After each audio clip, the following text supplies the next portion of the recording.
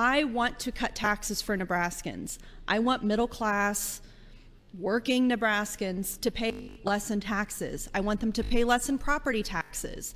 And in addition to that benefit, I want to make sure that they have good schools. I want to make sure that when and if a pandemic hits or some other kind of disaster, that if they find themselves out of work and system involved for the first time in their lives, that they can get food assistance, they can get rental assistance. Colleagues, helping our neighbors doesn't begin and end with tax credits or tax cuts or taxes at all. It's part of the solution. It's part of the solution.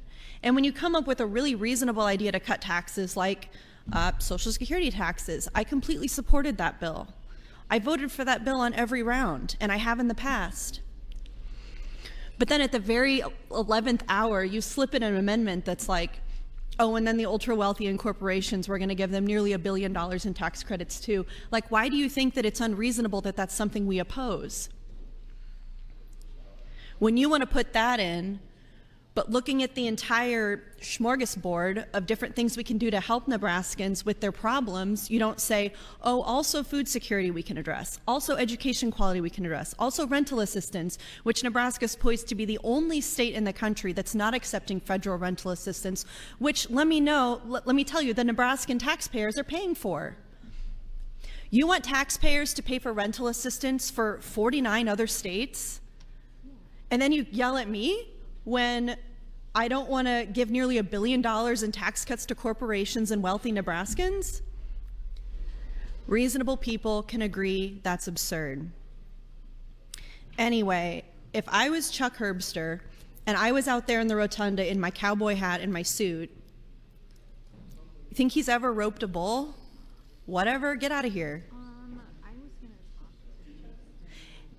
If I was Chuck Herbster out there and I was having my campaign rally in the rotunda of the state capitol, and I saw this group of 75 fourth graders pass through and have to sit way off to the side, and they didn't have the opportunity to lay on their backs in the rotunda, in the circle underneath the rotunda, and look up at the wonderful Native American history we have depicted up in the ceiling, the wonderful art and culture that we have depicted in the symbolism of this capitol, that is a huge purpose of the reason kids come here to see this beautiful building, this beautiful historic building.